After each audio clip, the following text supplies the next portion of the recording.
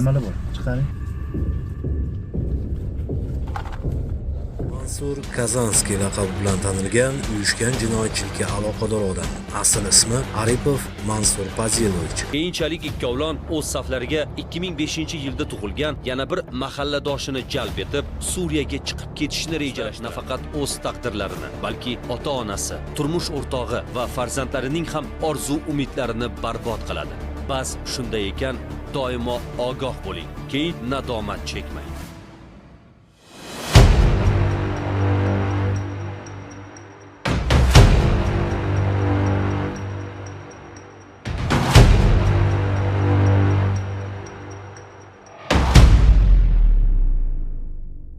Siz tasvirda ko'rayotgan shaxs Mansur Kazanskiy laqabi bilan tanilgan uyushgan jinoyatchilikka aloqador odam.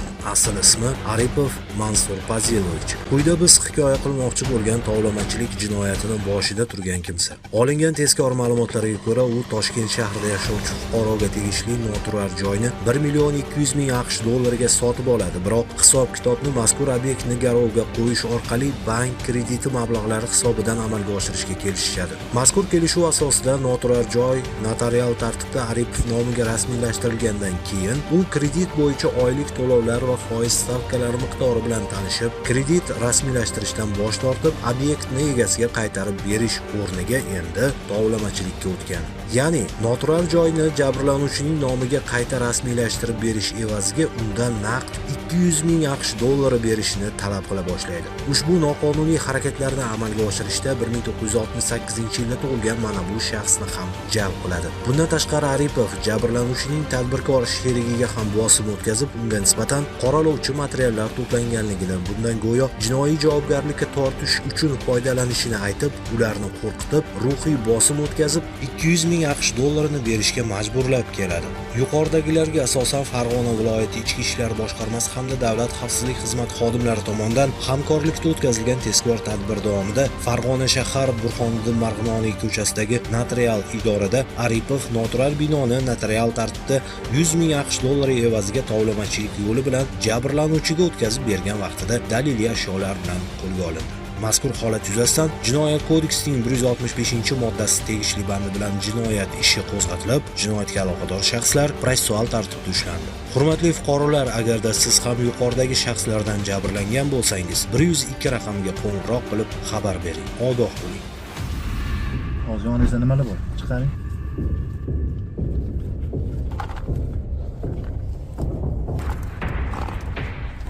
Paketlangan o'tkir qurildi. Zip paketlar hamda gerang giyohvandlik moddasi hidiga o'xshash modda. Ikkinchisi yuzidagi giyohvandlik modda. Uchinchi federal giyohvandlik moddasiga o'xshash modda. Ko'rasizlar, ushbu giyohvandlik moddalarini o'lchash uchun tarozi. Zip paketlar gerang giyohvandlik moddasiga o'xshash modda. Gash giyohvandlik moddasi o'xshash modda. Ko'rib o'xshayotgan marixuana giyohvandlik moddasi. Ushbu sizning so'zingizdagi giyohvandlik moddalarini kim berdi? Soqcham bor.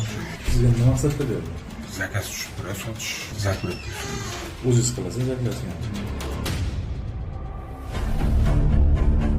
Jizzax viloyati Ichki ishlar boshqarmasi xodimlari tomonidan olib borilgan tezkor qidiruv tadbirlari davomida tovlamachilik bilan bog'liq holat fosh etildi. Aniqlanishicha, G'allorol tumanida yashovchi 1988-yilda tug'ilgan fuqaro ichki ishlar organlariga murojaat qilib, Namangan viloyati Norin tumanida 1995-yilda tug'ilgan, hozirda Jizzax shahrida yakka tartibdagi tadbirkorlik faoliyati bilan shug'ullanuvchi shaxs uning shaxsiy hayotiga oid suratlari hamda o'zaro yozishma skrinshotlarini internet tarmoqlari va yaqin qarindoshlariga tarqatish bilan tahdid qilayotganini ma'lum qilgan. Murojaatga ko'ra, mazkur materiallarni o'chirib yuborish va hech kimga tarqatmaslik evaziga undan jami 9 million so'm miqdorida kredit qarzlarini to'lab berish talab qilingan. Olib borilgan tezkor tadbir davomida ushbu shaxs protsessual tartibda ushlanib, daliliy ashyo sifatida video tasvirlar va yozishmalar saqlangan mobil telefon apparati belgilangan tartibda hujjatlashtirib olindi. Hozirda mazkur holat yuzasidan qonunchilikda belgilangan tartibda tergovga qadar tekshiruv harakatlari olib borilib, Jinoyat kodeksining 165-moddasi bilan jinoyat ishi qo'zg'atish choralari ko'rilmoqda.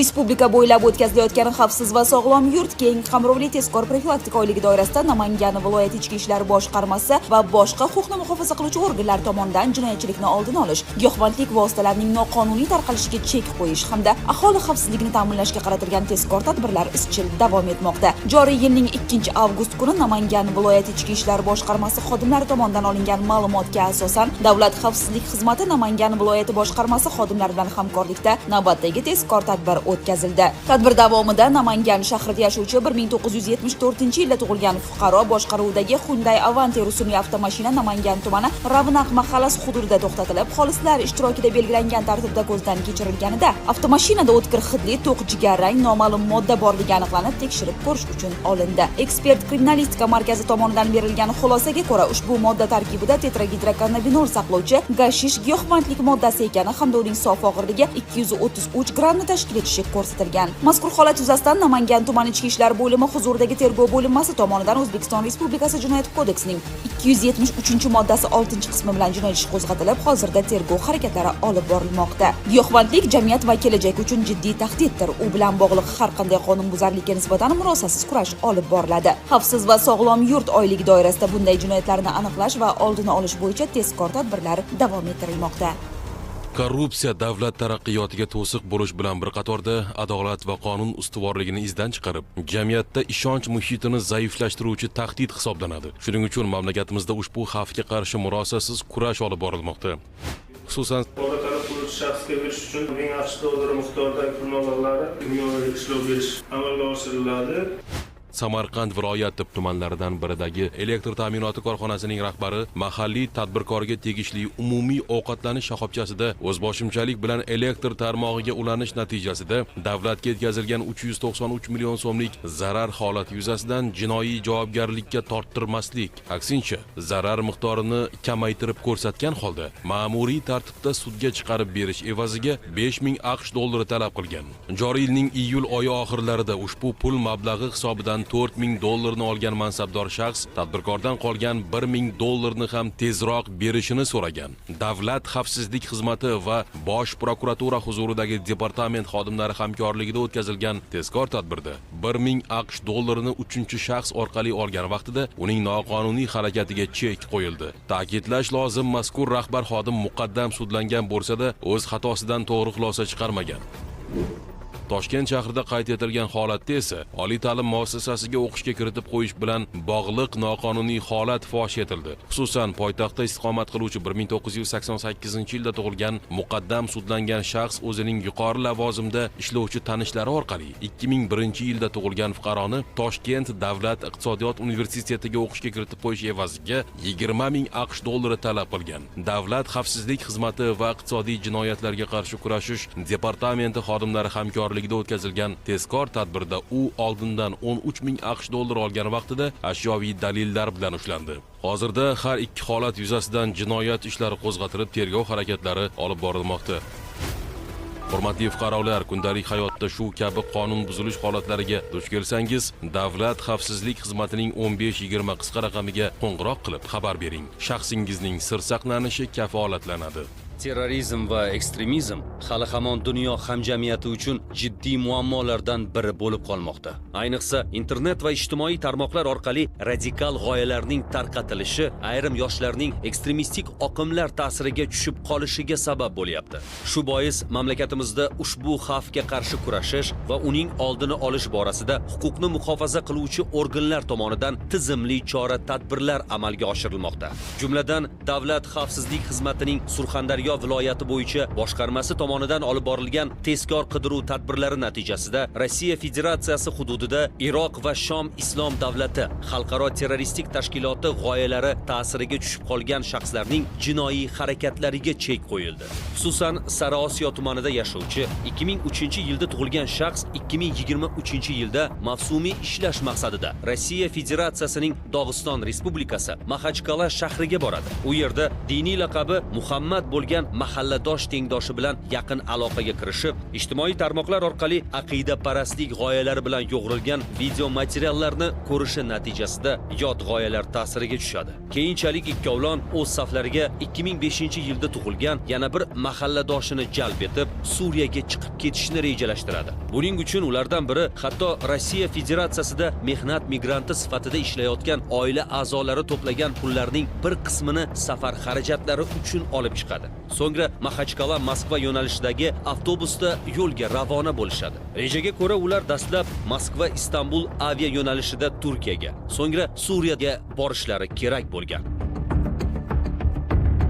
3 kishi bo'ldik. Avtobusga minib Moskvaga bordik. Keyin Moskvaga tushdik. Keyin bir kun yotdik o'sha vokzalga. Keyin ertasi kuni havoda aytibdiki, shu Kazandan amaliyot qilamiz deyapti, keyin boramiz. Uni eshitib, bizlar qilmaymiz dedik. Sizlar ketinglar bo'lsa dedi, men ketaman o'zim dedi. Kazanga ketdi, bizlar avtobusga minib o'sha vokzalning joyidan minib yana qaytdik. Keyin u Kazanga borib odam o'ldiribdi, qamalib ketibdi.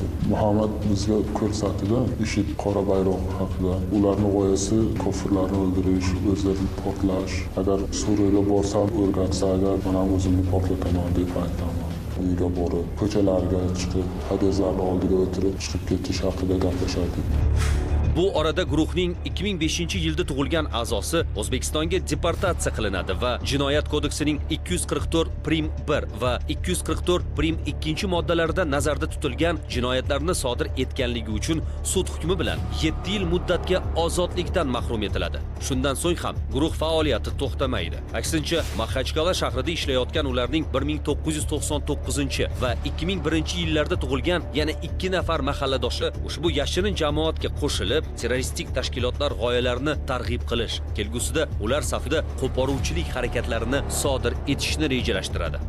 Jihod hijrat haqida gaplashardik. G'anima degan gaplarni aytgan, o'g'irlik qilish haqida, masalan, telefon berdik, bir narsani haqida. Iymonda shu holatlar bo'lgan. 2025-yilning sentyabr oyida guruh faolligi kuchayib, ular Maxachkala shahrida huquq tartibot organlari xodimlariga qarshi jinoiy harakatlarni amalga oshirmoqchi bo'lishadi. Reyd o'tkazilayotgan militsiyalarni birontasini pichoqlashga deb aytdim. Turib gurunglashganimizni shu FSB xodimlari ko'rishgan, keyin ushlashdi. Bundan tashqari ular Surxondaryo viloyati Sariosiyo tumanida yashovchi 2004-yilda tug'ilgan fuqaroni ham o'z saflariga jalb qilishadi. Jihod qilmoqchimisiz dedi. Keyin men aytdim, borishga imkoniyat yo'q, pulim yo'q deganman. Agar jihod qilmoqchi bo'lsangiz dedi, pul tayinlaymiz degan. Agar tayinlasalaring boraman degan. Hech bir jinoyat kun kelib fosh bo'lmay qolmaydi. Davlat xavfsizlik xizmati va Rossiya Federatsiyasi huquq tartibot idoralari hamkorligida o'tkazilgan tezkor qidiruv tadbirlari natijasida ularning qilmishlari fosh etildi. Tergov jarayonida esa jinoyatlari o'z isbotini topdi. Jinoyat ishlari bo'yicha Sariosiyo tuman sudi hukmiga ko'ra 4 nafar shaxsning barchasi Jinoyat kodeksining 155-2, 244-1 va 244-2 moddalarida nazarda tutilgan jinoyatlarni sodir etganlikda aybli deb topilib, ularning har biriga 8 yil 6 oy muddatga ozodlikdan mahrum qilish jazosi tayinlandi. Pushaymonman, iltimos qilib kechirim so'rayman, davlatimizdan, hammadan uzr so'rayman. Afsuski, terroristik va ekstremistik kuchlar ta'siriga tushib qolgan shaxslar nafaqat o'z taqdirlarini, balki ota-onasi, turmush o'rtog'i va farzandlarining ham orzu-umidlarini barbod qiladi. Bas shunday ekan, doimo ogoh bo'ling, keyin nadomat chekmang.